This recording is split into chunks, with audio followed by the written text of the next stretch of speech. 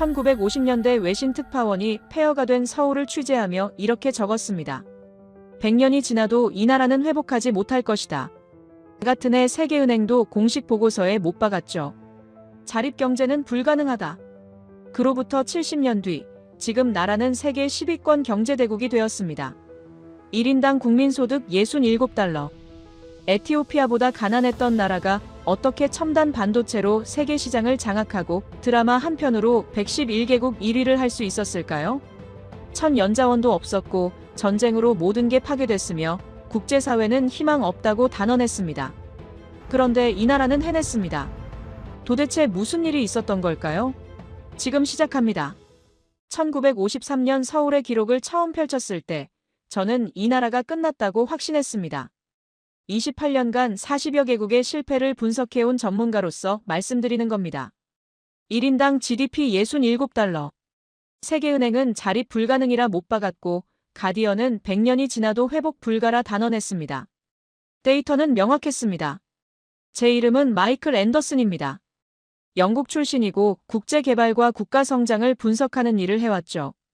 BBC와 파이낸셜 타임스의 공동자문으로 일했고 세계은행과 유엔의 개발보고서 작성에도 참여했습니다.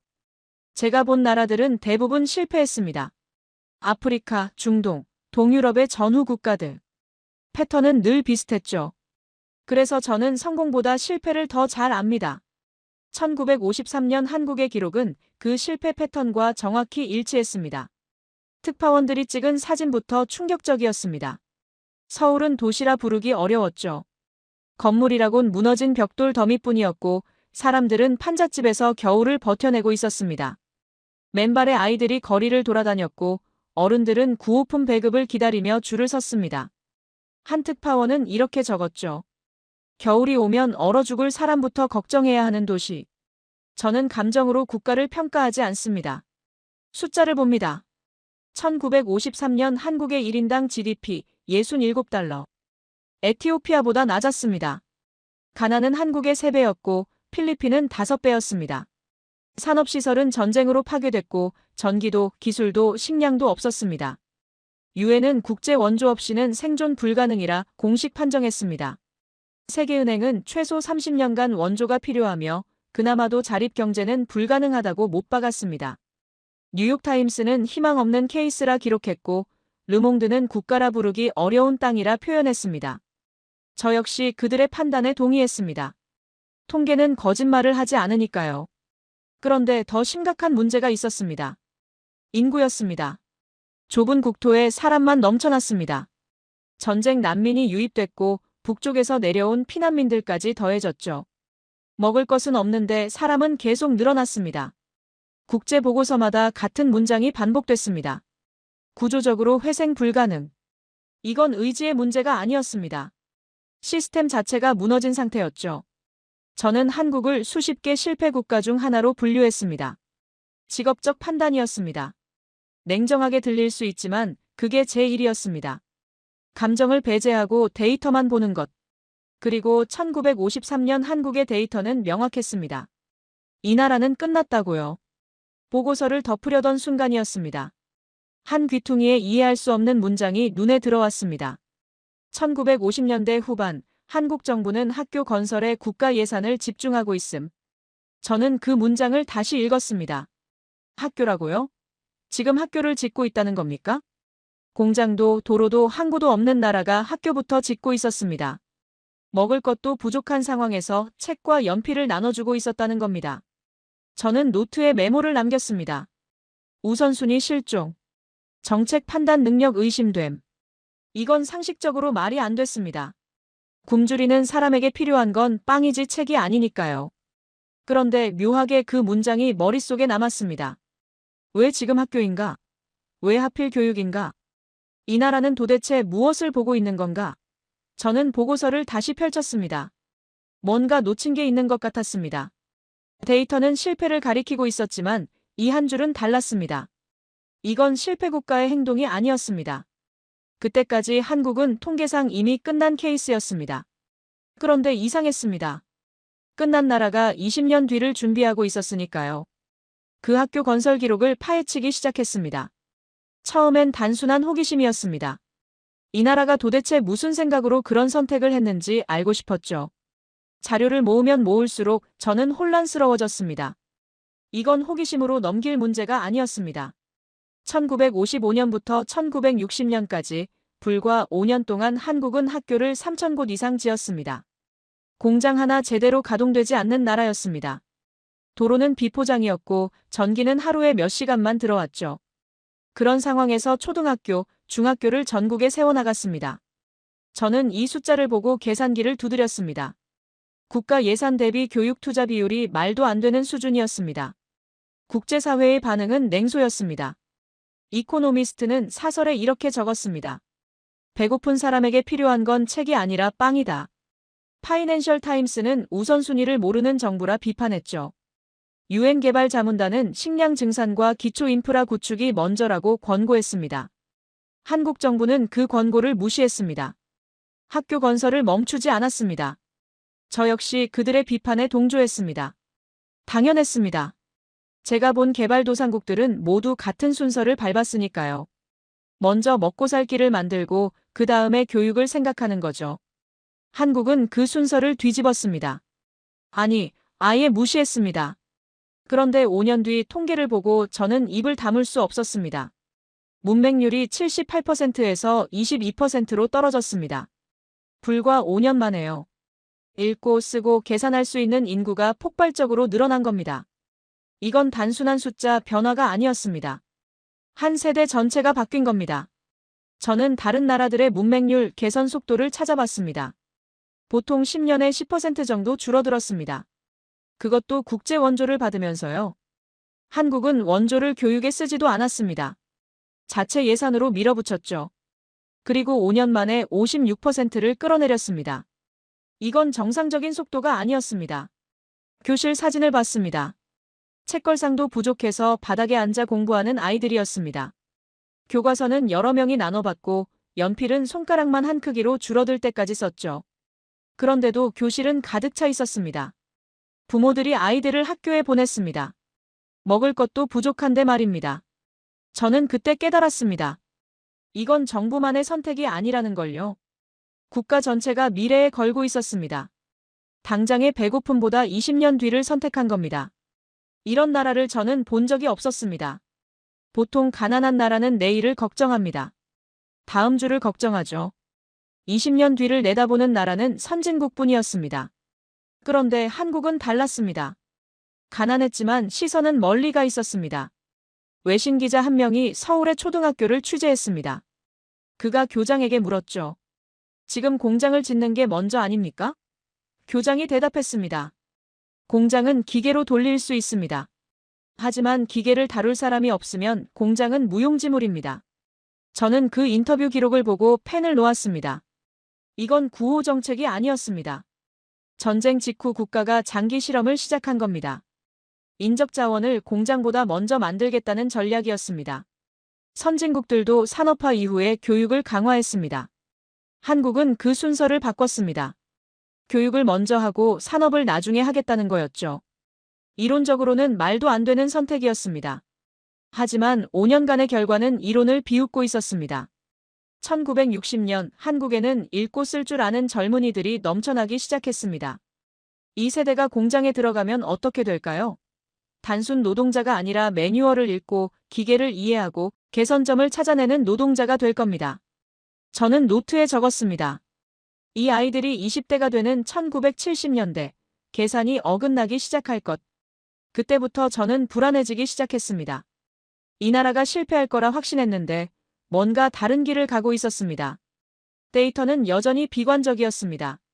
경제 지표는 최하위권이었고 수출은 미미했죠. 하지만 교육 통계만큼은 달랐습니다. 이상하게 빨랐습니다. 이상하게 집요했습니다.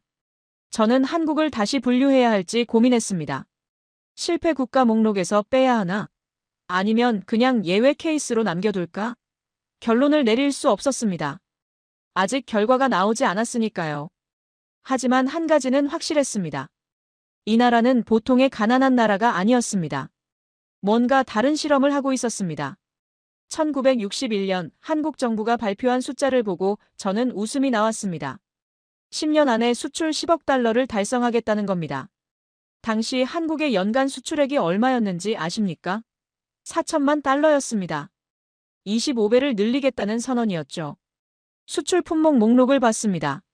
생선, 김, 텅스텐, 가발. 이게 전부였습니다. 공산품은 거의 없었습니다. 기술도 자본도 경험도 없었죠. 그런 나라가 10년 뒤 10억 달러를 수출하겠다고 말한 겁니다. 저는 이 발표문을 다른 분석가들에게 보냈습니다. 반응은 한결같았습니다. 또 시작이군요. 파이낸셜 타임스는 사설에서 비현실적 목표라고 잘라 말했습니다. 이코노미스트는 경제 원리를 이해하지 못한 선언이라 비판했죠. 심지어 우호적이던 미국 언론마저 야심은 좋으나 현실성 제로라고 평가했습니다. 국제경제학자들은 계산기를 두드리며 고개를 저었습니다. 저 역시 그들과 다르지 않았습니다. 25배 성장이라니요? 10년 안에요? 제가 분석해온 개발도상국들을 떠올렸습니다. 그들도 목표는 거창했습니다. 5년 안에 선진국 진입, 10년 안에 빈곤 탈출, 그런 선언들을 수없이 봤죠. 그리고 결과도 봤습니다. 대부분 실패했습니다. 목표만 있고 실행은 없었으니까요. 한국도 같을 거라 생각했습니다. 말만 거창한 나라들 중 하나겠거니. 그런데 1962년 이상한 보고서가 들어왔습니다. 울산의 공업단지를 착공했다는 겁니다. 저는 지도를 펼쳤습니다. 울산은 작은 어촌이었습니다. 인구 몇만 명의 어선 몇 척이 전부인 마을이었죠. 그곳에 공장을 짓겠다는 겁니까? 항구도 없었습니다. 도로도 제대로 안 돼 있었습니다. 전기 공급도 불안정했죠. 그런 곳에 대규모 공업단지를 만들겠다니요. 저는 이 계획서를 보고 혀를 찼습니다. 또 허황된 계획이군. 그런데 3개월 뒤 현장 사진이 들어왔습니다. 공사가 시작됐습니다. 말로만 하는 게 아니었습니다. 실제로 삽을 들고 땅을 파고 있었습니다. 저는 사진을 확대해서 봤습니다. 중장비도 부족해 보였습니다. 인부들이 삽과 곡괭이로 땅을 고르고 있었죠. 그런데 멈추지 않았습니다. 비가 와도 추워도 공사는 계속됐습니다. 이때부터 저는 한국을 다르게 보기 시작했습니다. 보통 실패 국가들은 목표를 발표하고 박수를 받습니다. 그리고 끝입니다. 실행 계획은 없죠. 예산은 어디선가 나타나길 기다립니다. 국제 원조를, 외국 투자를 기다리는 겁니다. 그렇게 몇 년이 지나면 목표는 잊혀집니다. 한국은 달랐습니다. 선언과 동시에 움직였습니다. 10억 달러 목표를 발표한 지 1년도 안 돼서 공업단지 공사가 시작됐습니다. 돈이 어디서 났는지도 의문이었습니다. 자본이 없다던 나라가 어떻게 이 규모의 공사를 시작할 수 있었을까요? 저는 자금 출처를 추적했습니다. 일본 차관, 독일 송금, 베트남 파병 수입. 모든 외화를 이 공사에 쏟아붓고 있었습니다. 이건 도박이었습니다. 실패하면 나라가 무너질 수 있는 규모였죠. 그런데 그들은 멈추지 않았습니다. 울산뿐만 아니었습니다. 전국 곳곳에서 공장 부지가 조성됐습니다. 인천, 구로, 창원. 아무것도 없던 땅에 기초공사가 시작됐죠. 저는 이 속도를 이해할 수 없었습니다. 계획 수립부터 착공까지 보통 몇 년이 걸립니다. 한국은 몇 달 만에 해치웠습니다. 외신 기자들이 현장을 취재하기 시작했습니다. 한 기자가 공사 책임자에게 물었습니다. 자본도 기술도 없는데 어떻게 이 공사를 진행하십니까? 책임자가 대답했죠. 없으면 만들면 됩니다. 공장이 있어야 기술이 생깁니다. 저는 그 인터뷰를 읽고 펜을 놓았습니다.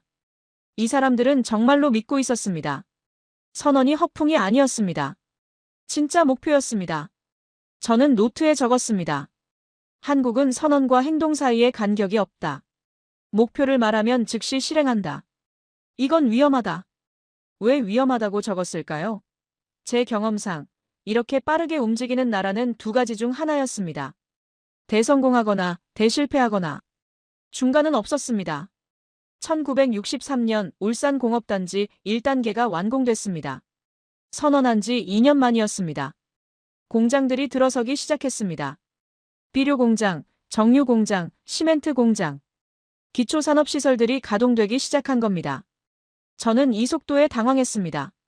이론적으로 불가능한 속도였습니다.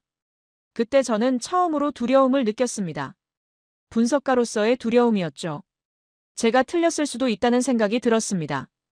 한국이 정말로 10억 달러를 달성할 수도 있겠다는 생각이요. 그렇다면 제 지난 28년간의 분석 틀이 흔들리는 겁니다. 저는 보고서를 덮고 창밖을 봤습니다. 이 나라는 다르다고 중얼거렸습니다. 1964년 한국이 또 이상한 결정을 내렸습니다. 독일로 광부와 간호사를 보내기 시작한 겁니다. 저는 처음엔 이해했습니다. 가난한 나라 젊은이들이 돈을 벌러 가는 거라고요. 해외 송금으로 가족을 먹여 살리겠다는 거겠죠. 그런데 송금 내역을 보고 저는 고개를 갸우뚱했습니다. 개인 계좌로 가는 돈이 거의 없었습니다. 대부분이 국가 계좌로 직접 송금됐죠. 광부들과 간호사들이 번 돈을 가족에게 보내지 않고 정부에 보내고 있었습니다. 독일 탄광 깊은 곳에서 하루 10시간 이상 일했어요. 병원에서 밤낮 없이 환자를 돌봤습니다. 그렇게 번 돈을 고스란히 본국으로 송금했습니다. 이 외화가 어디로 갔는지 추적했습니다. 공장 건설이었습니다. 1965년 한국이 일본과 국교를 정상화한다고 발표했습니다. 서울거리에 시위대가 넘쳐났어요. 학생들이, 시민들이 격렬하게 반대했죠. 국제 언론은 정치적 자살이라 평가했습니다. 일본 식민 지배를 겪은 지 20년밖에 안 됐는데 일본과 손을 잡겠다니요. 그런데 6개월 뒤 일본 자본이 한국으로 흘러들어오기 시작했습니다. 기술 제휴가 맺어졌습니다. 일본 기업들이 한국 공장에 기계를 들여왔죠. 엔지니어들이 건너와 기술을 가르치기 시작했습니다. 한국은 국민의 반발을 감수하고 실리를 택한 겁니다. 같은 해 베트남의 전투부대를 파병한다는 결정이 발표됐습니다. 전쟁 트라우마가 채 가시지도 않은 나라가 또 다른 전쟁터로 병력을 보낸다고요? 국제사회는 고개를 저었습니다. 무모하다는 평가가 쏟아졌죠. 하지만 미국이 파병 대가로 약속한 달러가 한국으로 송금됐습니다. 그 돈도 공장으로 갔습니다. 저는 지난 2년간의 기록을 다시 펼쳤습니다. 독일 파견, 일본 국교 정상화, 베트남 파병. 겉보기엔 따로따로 보이는 결정들이었습니다. 그런데 연결고리가 보였습니다. 모두 외화 확보였어요. 그리고 그 외화는 전부 산업자본으로 전환됐습니다. 이건 우연이 아니라 설계였습니다. 1968년 세계은행이 한국 정부에 공식 서한을 보냈습니다. 포항제철 건설 계획을 철회하라는 내용이었죠. 논리는 명확했습니다. 철광석도 없고 석탄도 없는 나라가 제철소를 짓는 건 경제학적으로 불가능하다. 국제경제학자들이 줄줄이 반대 의견을 냈습니다. 원료를 전량 수입해야 하는 제철소가 경쟁력을 가질 수 없다. 한국 정부는 세계은행의 권고를 무시했습니다. 일본에서 자금을 차입했습니다. 1968년 4월 포항에서 기공식이 열렸습니다. 아무것도 없는 바닷가였어요. 어선 몇 척이 정박해 있는 작은 항구 마을이었죠. 그곳에 대규모 제철소를 짓겠다는 겁니다. 저는 혀를 찼습니다. 또 실패 사례가 하나 추가되겠군. 같은 해 또 다른 미친 계획이 발표됐습니다. 경부고속도로 건설이었습니다. 서울에서 부산까지 400km가 넘는 거리를 고속도로로 연결하겠다는 거였죠. 당시 한국의 자동차 등록 대수는 3만 대도 안 됐습니다. 외신들이 비웃었습니다. 파이낸셜 타임스는 자동차도 없는 나라가 고속도로부터 만든다니 말이 되는 소리입니까? 라고 적었어요. 하지만 한국의 논리는 달랐습니다. 한 정부 관계자가 외신 인터뷰에서 이렇게 말했습니다. 도로가 있어야 자동차가 생깁니다.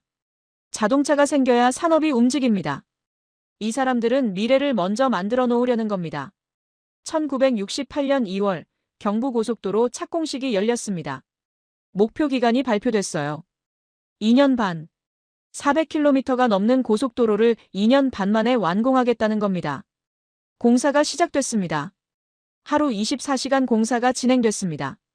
밤에도 조명을 켜고 일했어요. 3교대 시스템이었습니다. 공장도 마찬가지였습니다. 울산공단, 구로공단, 인천공단. 모든 공장이 밤낮 없이 돌아갔습니다. 불이 꺼지지 않았습니다. 한 외신 기자가 서울 상공을 비행기로 지나가다 깜짝 놀랐다고 적었습니다. 밤인데도 공장지대가 환하게 빛나고 있었다. 주 60시간 이상 노동이 일상이었습니다. 그런데 1969년 12월 믿을 수 없는 소식이 들렸습니다. 수출 10억 달러 돌파. 1961년 목표를 기억하시죠? 10년 안에 수출 10억 달러. 목표보다 2년이나 빨랐습니다. 1961년 4천만 달러에서 8년 만에 25배 성장이었어요. 파이낸셜 타임스가 사과 기사를 실었습니다. 우리가 틀렸다는 제목이었습니다. 기사는 이렇게 시작됐죠. 1961년 우리는 한국의 목표를 비현실적이라 평가했다. 8년이 지난 지금 우리의 평가가 틀렸음을 인정한다. 저는 이 기사를 오래 들여다봤습니다. 제 생각과 똑같았으니까요. 저는 노트에 적었습니다. 한국은 불가능해 보이는 목표를 세웠다. 그리고 그 목표를 달성하기 위해 모든 걸 걸었다. 속도, 노동, 자본, 시간. 전부 투입했다. 외신이 비웃을 때도 멈추지 않았다. 세계은행이 반대해도 강행했다. 시스템이 작동하고 있었습니다. 1950년대에 학교를 나온 세대가 1960년대 공장으로 들어갔습니다. 그들은 매뉴얼을 읽고 기계를 다루고 문제를 해결했죠. 외화는 소비가 아닌 투자로 흘렀습니다. 공장은 밤낮 없이 돌아갔습니다. 그리고 결과가 나오기 시작했습니다. 저는 한 가지 확신하게 됐습니다. 한국은 미래를 먼저 만들어 놓고 따라오게 한다는 것을요. 1970년 경부고속도로가 완공됐습니다. 2년 5개월 만이었어요. 개통식 사진을 봤습니다. 텅 빈 고속도로였습니다. 외신들은 또 비웃었죠. 봐라, 쓸모없는 도로 아니냐? 그런데 1년 뒤 사진은 달랐습니다. 고속도로가 차로 가득 차 있었어요. 1973년 포항제철 1기 설비가 완공됐습니다. 세계은행이 반대했던 그 제철소가 작동하기 시작한 겁니다. 원료는 수입했습니다. 하지만 인건비가 낮았고 24시간 가동으로 효율을 높였어요.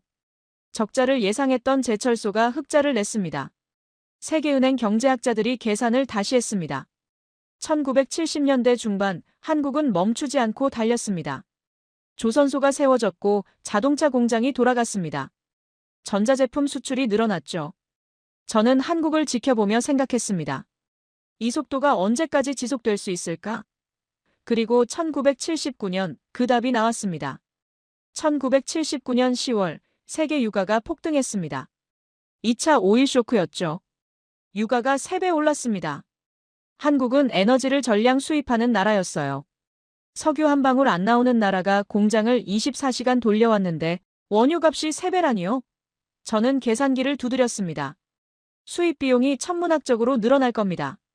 1980년 초 한국의 경제 성장률이 발표됐습니다. 마이너스 1.7%. 20년 만에 첫 마이너스 성장이었습니다.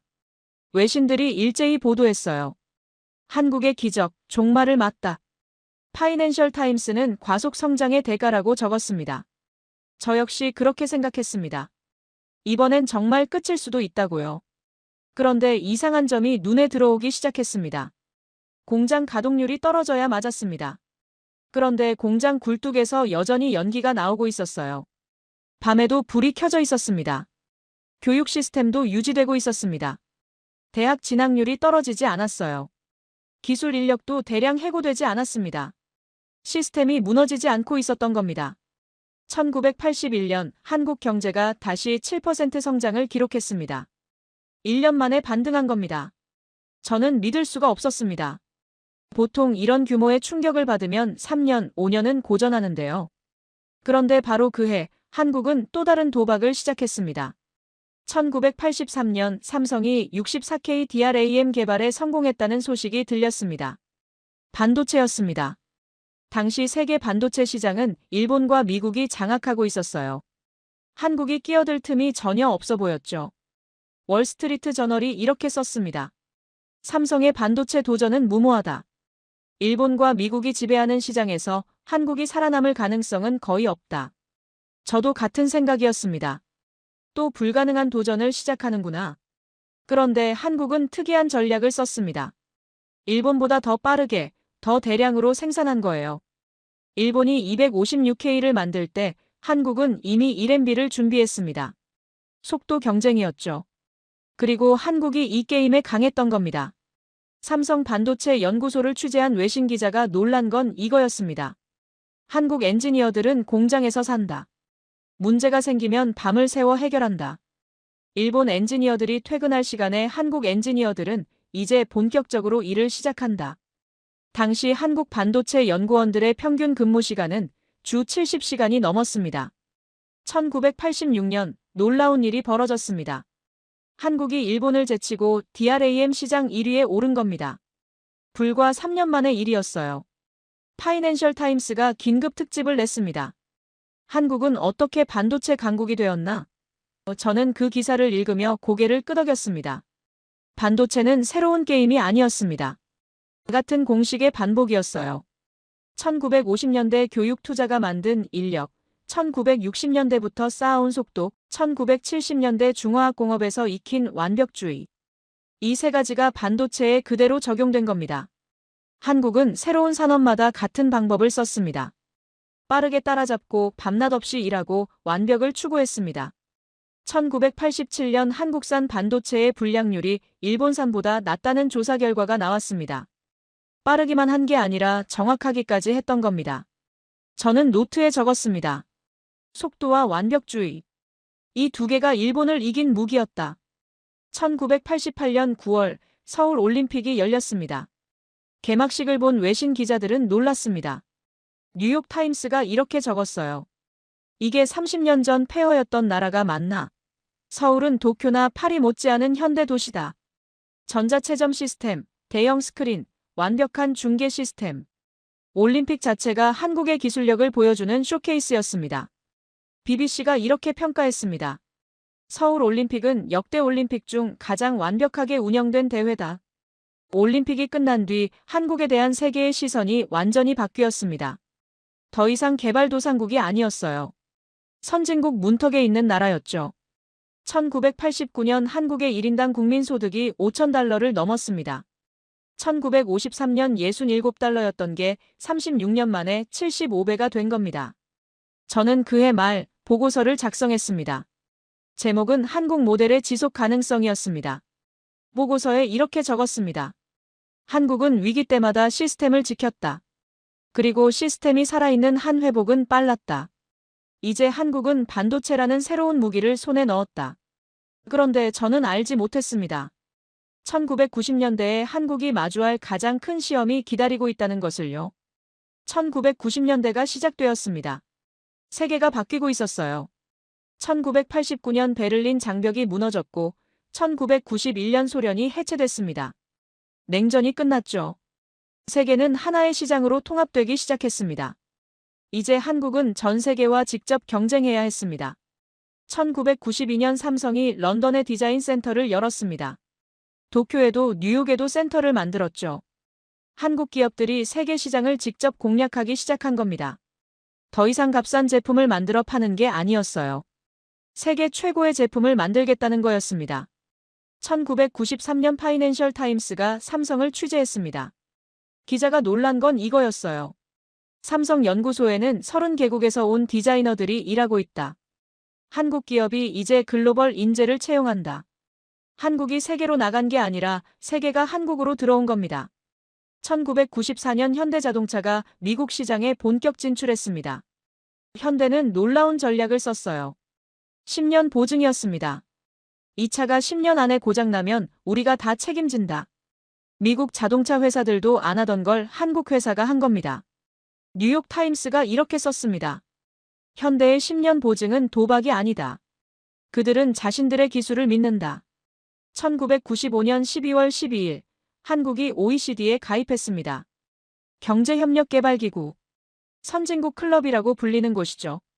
한국은 OECD 역사상 처음으로 원조를 받던 나라에서 회원국이 된 케이스였습니다. 이코노미스트 헤드라인이 이랬어요. 한국, 마침내 선진국 반열에. 40년 만의 기적. 저는 그날 밤 오래 생각했습니다. 1953년부터 1995년까지 42년이었습니다. 67달러에서 시작한 나라가 선진국이 됐습니다. 저는 보고서를 작성하며 이렇게 적었습니다. 한국은 증명했다.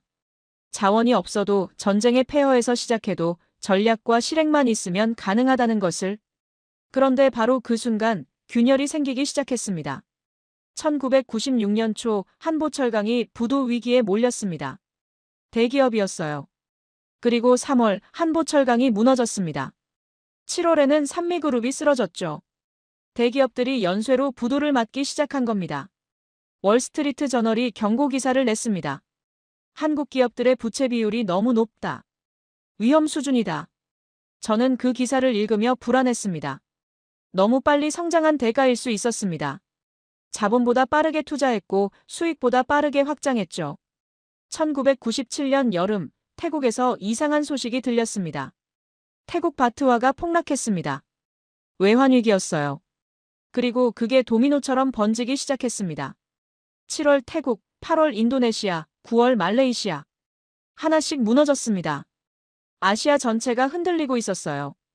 저는 긴급회의에 참석했습니다. 국제경제 전문가들이 모였죠. 누군가 한국 이야기를 꺼냈습니다. 한국도 위험합니다. 외환 보유고가 충분하지 않아요. 저는 자료를 펼쳤습니다. 한국 기업들의 단기 외채 규모가 눈에 들어왔습니다. 1000억 달러가 넘었습니다. 그런데 외환 보유고는 300억 달러도 안 됐어요. 10월, 한국 원화가 흔들리기 시작했습니다. 11월 초 외국 자본이 빠져나가기 시작했습니다. 은행들이 달러 확보에 나섰지만 시장에 달러가 없었어요. 외환 보유고가 급격히 줄어들었습니다. 11월 중순, 대기업들이 연쇄로 위기에 빠졌습니다. 저는 서울로 갔습니다. 거리 분위기가 심상치 않았습니다. 은행 앞에 사람들이 줄을 섰어요. 달러로 바꾸려는 사람들이었습니다. 환전소마다 달러 없음이라는 팻말이 붙었죠. 기업들은 해외 채권자들에게 갚을 돈이 없었습니다. 국가 전체가 디폴트 직전이었습니다. 1997년 11월 21일 밤, 저는 호텔방에서 뉴스를 봤습니다. 정부가 긴급회의를 열고 있다는 소식이었어요. 다음 날인 11월 22일, 한국 정부는 IMF에 구제금융을 신청했습니다. 국제통화기금이었습니다. 40년간 쌓아올린 모든 것이 한순간에 무너지는 것처럼 보였습니다. 뉴욕타임스 일면 헤드라인이었습니다. 한국의 기적이 끝나다. IMF 구제금융 신청. 이코노미스트는 더 냉정했습니다. 한국은 최소 10년은 회복하지 못할 것이다. 잃어버린 10년이 시작됐다. 파이낸셜 타임스도 비슷한 논조였어요. 과속 성장의 필연적 결말. 저는 그날 밤 1953년 서울의 기록을 다시 꺼내 읽었습니다. 100년이 지나도 이 나라는 다시 일어서지 못할 것이다. 그로부터 44년이 지나 한국은 선진국이 됐습니다. 그런데 이제 다시 무너지는 걸까요? 결국 그때의 예언이 맞았던 걸까요? 저는 창밖을 봤습니다. 서울의 야경이 보였습니다. 불빛들이 여전히 빛나고 있었습니다. 공장지대에서 올라오는 연기가 보였어요. 위기였지만 시스템은 아직 작동하고 있었습니다. 1980년 오일 쇼크 때도 그랬었죠. 시스템을 지켰고 1년 만에 회복했습니다. 이번에도 그럴 수 있을까요? 저는 노트에 적었습니다. 1997년 11월 22일. 한국이 IMF 구제금융을 신청했다. 세계는 이제 한국이 끝났다고 말한다. 하지만 나는 기억한다. 한국은 늘 세계의 예상을 뒤엎었다는 것을. 그리고 다음 장에 쓸 이야기가 저를 다시 한번 놀라게 할 줄은 몰랐습니다. 1998년 1월, 저는 다시 서울로 갔습니다. IMF 구제금융 신청 후 2달이 지난 시점이었죠. 거리는 침울했습니다. 경기 침체가 눈에 보였어요. 상점들이 문을 닫았고 실업자들이 거리를 배회했습니다. 1998년 한 해에만 300만 명이 일자리를 잃었습니다. 실업률이 8%까지 치솟았어요. 거리마다 IMF 극복이라는 플래카드가 걸렸습니다. 기업들은 구조조정에 들어갔고 가정마다 허리띠를 졸라맸죠. 저는 호텔 직원에게 물었습니다. 요즘 어떻습니까? 직원이 한숨을 쉬었습니다. 힘듭니다. 저는 예상대로라고 생각했습니다. 이 정도 충격은 견딜 수 없는 게 당연하죠. 그런데 1998년 1월 초 이상한 뉴스가 나오기 시작했습니다. 시민들이 금을 모으고 있다는 겁니다. 처음엔 무슨 말인지 이해가 안 됐어요. 금을 모은다고요? 저는 현장으로 갔습니다. 서울시청 앞 광장에 긴 줄이 늘어서 있었습니다. 사람들이 손에 뭔가를 들고 줄을 서 있었어요. 가까이 가보니 금이었습니다. 금반지, 금목걸이, 금팔찌. 집에 있던 금을 들고 나와서 나라에 기부하고 있었던 겁니다. 우리가 모은 금으로 빚을 갚자는 거였죠. 한 할머니가 떨리는 손으로 결혼 반지를 내놓았습니다. 이거 하나밖에 없는데 나라가 어려우니까요. 학생들이 돼지 저금통을 깨서 가져왔어요. 직장인들이 월급날 받은 금부치를 내놓았습니다. 저는 이 광경을 보고 할 말을 잃었습니다. BBC 특파원도 같은 현장에 있었습니다. 그가 나중에 쓴 기사가 생생했습니다. 서울거리에 긴 줄이 늘어서 있다. 사람들이 자신의 금을 기부하기 위해 줄을 선 것이다. 할머니가 결혼 반지를 내놓고 학생들이 저금통을 깨서 가져온다. 금 모으기 운동이었습니다. 전국으로 번졌어요. 부산에서, 대구에서, 광주에서 사람들이 줄을 섰습니다. 3개월 만에 모인 금이 227톤이었습니다. 돈으로 환산하면 22억 달러였어요. 저는 이 숫자를 보고 3번 확인했습니다. 믿을 수가 없었으니까요. 1998년 2월 워싱턴 포스트가 특집 기사를 냈습니다. 한국인들은 국가 위기를 자신의 위기로 받아들인다. 이런 국민적 단합은 전 세계 어디서도 보기 힘들다. 저는 그 기사를 읽으며 고개를 끄덕였습니다. 1950년대 학교를 지을 때도, 1960년대 공장을 세울 때도, 1980년대 오일 쇼크 때도 비슷했었죠. 한국은 위기 앞에서 국가와 국민이 하나가 되는 나라였습니다. 기업들도 움직였습니다. 구조조정이 시작됐어요. 삼성은 자동차 사업을 포기했습니다. 대신 반도체와 휴대폰에 모든 자원을 집중했죠. 현대는 기아를 인수하면서 자동차 사업을 통합했습니다. 불필요한 사업을 정리하고 핵심 역량에 집중한 겁니다. 고통스러웠습니다.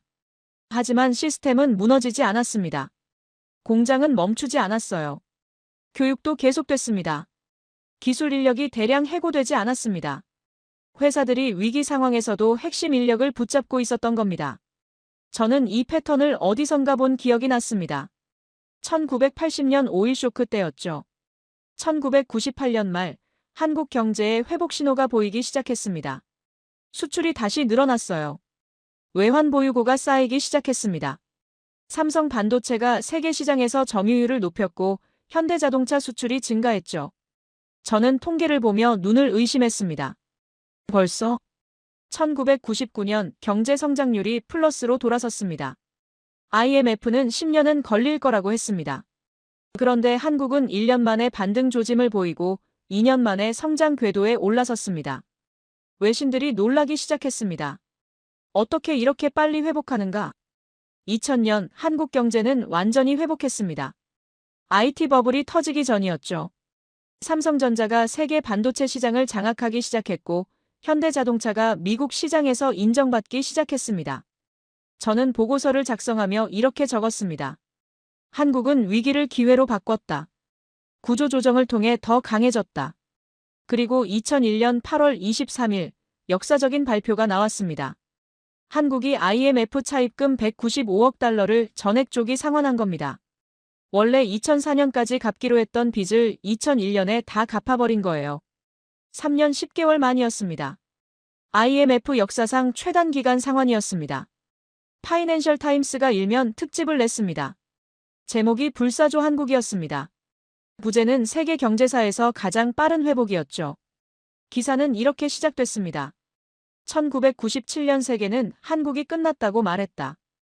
2001년 한국은 세계가 틀렸다고 증명했다. 이코노미스트도 특집을 냈습니다. 한국은 어떻게 3년 만에 회복했는가? 기사가 분석한 이유들이 흥미로웠습니다. 첫째, 국민적 단합. 금 모으기 운동 같은 자발적 참여. 둘째, 과감한 구조조정. 불필요한 사업 정리. 셋째, 핵심 역량 유지. 위기 속에서도 기술과 인력을 지킴. 저는 그 기사를 읽으며 웃음이 나왔습니다. 맞는 말이었지만 표면적인 분석이었어요. 진짜 이유는 더 깊은 곳에 있었습니다. 한국은 1953년부터 위기를 겪어왔습니다. 전쟁, 오일 쇼크, 정치적 혼란. 계속 넘어졌고 계속 일어났죠. 위기가 올 때마다 시스템을 지켰습니다. 그래서 회복이 빨랐던 겁니다. 다른 아시아 국가들은 IMF 위기 때 시스템이 붕괴됐습니다.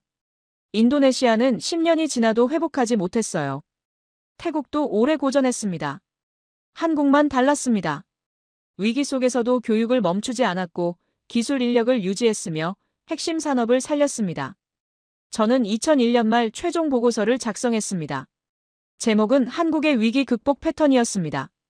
보고서에 이렇게 적었습니다. 한국은 위기를 처음 맞이하는 게 아니었다. 50년간 반복된 위기 속에서 체득한 것이 있었다. 시스템을 지키는 법, 빠르게 회복하는 법, 그리고 위기를 더 강해지는 기회로 만드는 법. 3년 만의 회복은 기적이 아니라 선택이었습니다. 고통스러웠지만 포기하지 않았던 선택. 국민이 금반지를 내놓고 기업이 구조를 바꾸고 정부가 개혁을 밀어붙인 선택. 그 선택들이 모여서 3년 만에 기적을 만든 겁니다. 저는 창밖을 봤습니다. 2001년 서울의 야경이었습니다. 1997년과 똑같이 불빛들이 빛나고 있었습니다. 아니, 더 밝았습니다. 한국은 또다시 세계의 예상을 뒤엎었습니다. 그리고 이제 21세기를 맞이하며 한국은 완전히 새로운 영역으로 도약하게 됩니다. 2001년 IMF를 조기 상환한 한국은 멈추지 않았습니다. 오히려 더 빨라졌어요. 2000년대 초반 한국 기업들은 세계 시장에서 이상한 전략을 쓰기 시작했습니다. 단순히 따라잡는 게 아니라 격차를 벌리기 시작한 겁니다. 2002년 삼성전자가 세계 메모리 반도체 시장 점유율 1위를 차지했습니다. 그런데 여기서 멈추지 않았어요. 다음 세대 반도체를 미리 개발했습니다. 일본이 따라올 때쯤이면 한국은 이미 그 다음 단계로 넘어가 있었죠. 파이낸셜 타임스가 이런 용어를 만들었습니다. 기술 초격차 전략. 2005년 현대중공업이 세계 조선 시장 1위에 올랐습니다. 단순한 배가 아니었어요. LNG 운반선, 해양 플랜트 같은 고부가 가치 선박이었습니다. 유럽 조선소들이 만들던 것들이었죠. 그런데 한국이 더 빠르게, 더 정확하게 만들었습니다. 유럽 조선소들이 하나씩 문을 닫기 시작했습니다. 자동차도 마찬가지였습니다. 현대기아차가 세계 5위권으로 올라섰어요. 그런데 더 놀라운 건 따로 있었습니다. 2000년대 중반부터 한국 기업들이 전기차 배터리에 집중하기 시작한 겁니다. LG화학, 삼성 SDI가 배터리 생산에 뛰어들었죠. 당시만 해도 전기차 시장이 크지 않았습니다. 그런데 한국은 미리 준비했습니다. 저는 이 패턴을 어디선가 봤다는 생각이 들었습니다. 1968년 경부고속도로를 만들 때와 똑같았어요. 자동차가 없는데 도로부터 만든 거. 시장이 없는데 기술부터 확보한 겁니다. 그리고 10년 뒤 전기차 시장이 폭발했을 때 한국은 이미 준비가 돼 있었습니다. 그런데 2000년대 중반 완전히 다른 영역에서 이상한 일이 벌어지기 시작했습니다. 2004년 일본에서 한국 드라마가 엄청난 인기를 끌었습니다. 겨울연가였어요. 일본 중년 여성들이 배용준을 보러 한국으로 몰려왔죠. 저는 처음엔 일시적 유행이라고 생각했습니다. 하지만 아니었습니다. 2006년 파이낸셜 타임스가 한국 엔터테인먼트 산업을 취재했습니다. 기자가 발견한 건 이거였어요. 한국은 문화를 산업으로 만들었다. 아이돌 그룹을 만드는 과정이 마치 반도체를 만드는 것처럼 체계적이다. 저는 그 기사를 읽고 놀랐습니다. 연습생을 5년씩 훈련시키고 노래춤 외국어를 가르치고 완벽할 때까지 데뷔시키지 않는 시스템. 반도체 생산 라인과 똑같은 방식이었습니다. 2012년 7월 4일에 강남스타일이 발표됐습니다. 유튜브 조회수가 10억을 돌파했어요. 인류 역사상 처음 있는 일이었죠. 미국 대통령이 말춤을 췄고 UN 사무총장이 따라췄습니다. 뉴욕타임스가 이렇게 분석했습니다. 강남스타일의 성공은 우연이 아니다. 이건 한국이 20년간 준비해온 문화산업의 결과다. 2013년 방탄소년단이 데뷔했습니다. 처음엔 아무도 주목하지 않았어요. 작은 기획사 출신이었으니까요. 하지만 그들은 유튜브와 소셜미디어를 통해 전 세계 팬들과 직접 소통했습니다. 2018년 그들은 빌보드 1위에 올랐습니다. 한국어로 노래하는데 전 세계 사람들이 듣는 겁니다. 2018년 BBC가 이렇게 썼어요. BTS는 비틀스 이후 가장 성공적인 팝그룹이다. 그리고 그들은 한국어로 노래한다. 저는 이 현상을 보며 깨달았습니다. 한국이 반도체를 만들듯이 아이돌을 만들고 있다는 것을요. 속도, 완벽주의 시스템. 1960년대부터 쌓아온 그 방법론이 문화산업에 그대로 적용된 겁니다. 2019년 5월 봉준호 감독의 기생충이 칸 영화제 황금종려상을 받았습니다. 그리고 2020년 2월 아카데미 작품상을 받았죠. 비영어권 영화로는 최초였습니다. 로스앤젤레스 타임스가 이렇게 썼습니다. 한국 영화가 할리우드를 이겼다. 이건 문화 권력의 이동을 의미한다. 2021년 9월 오징어 게임이 넷플릭스를 장악했습니다. 111개국에서 1위를 했어요. 월스트리트 저널이 특집을 냈습니다. 한국은 어떻게 문화 강국이 되었나? 그런데 저는 그 기사를 읽으며 중요한 걸 발견했습니다. 문화만 성공한 게 아니었다는 거예요. 2020년대 들어 한국은 기술과 문화 두 영역에서 동시에 폭발하고 있었습니다. 삼성과 SK하이닉스는 세계 메모리 반도체 시장의 70% 이상을 장악했습니다. LG에너지솔루션과 삼성 SDI는 전기차 배터리 시장 1, 2위였어요. 현대기아차는 전기차로 전환하며 세계 시장 점유율을 높였습니다. 2019년 한국이 세계 최초로 오지를 상용화했습니다. 2023년 한국 기업들이 AI 반도체 개발에 수조 원을 투자하기 시작했어요. 바이오와 헬스케어 같은 신산업도 육성했습니다. 저는 통계 자료를 펼쳤습니다. 2024년 현재 한국의 1인당 GDP는 3만 5천 달러가 넘습니다. 1953년 67달러였던 나라가 71년 만에 500배가 넘게 성장한 겁니다. 세계 10위권 경제대국이고 기술 선진국이며 문화 강국입니다. 저는 2024년 보고서를 작성하며 이렇게 적었습니다. 한국은 반도체를 만들듯이 K-팝을 만들었다. 기술과 문화 두 개가 동시에 터진 건 우연이 아니었다. 같은 시스템, 같은 방법론의 결과였다. 2024년 3월 이코노미스트가 한국 특집을 냈습니다. 제목이 기적이 아닌 전략이었습니다. 기사는 이렇게 시작됐죠. 70년 전 세계는 한국이 100년이 지나도 일어서지 못할 거라 말했다. 2024년 한국은 세계의 기준을 만들고 있다. 이건 기적이 아니었다. 전략이었다. 저는 오랫동안 한국을 데이터로만 봤습니다. 그래서 틀렸습니다. 한국은 숫자로 성장한 나라가 아니었어요. 1950년대에 학교부터 지었던 그 선택, 1960년대에 불가능한 목표를 세웠던 그 용기, 1970년대에 밤낮 없이 일했던 그 속도, 1980년대에 반도체에 뛰어들었던 그 도전, 1990년대의 위기를 극복했던 그 회복력. 그 모든 게 쌓여서 지금의 한국을 만든 겁니다. 저는 창밖을 봤습니다. 2024년 서울의 야경이었습니다. 1953년 폐허였던 이 도시가 이제 세계가 주목하는 도시가 됐습니다. 거리엔 한국어를 배우러 온 외국인들이 걸어다니고 K-팝이 흘러나오고 삼성과 현대의 로고가 빛나고 있었습니다. 71년간의 기록이 증명했습니다. 불가능은 없다는 것을. 자원이 없어도 전쟁의 폐허에서 시작해도 전략과 실행만 있으면 가능하다는 것을. 교육을 먼저 하고 속도로 따라잡고 완벽을 추구하고 위기를 기회로 바꾸고 절대 멈추지 않으면 된다는 것을. 그리고 한국은 그 살아있는 증거였습니다.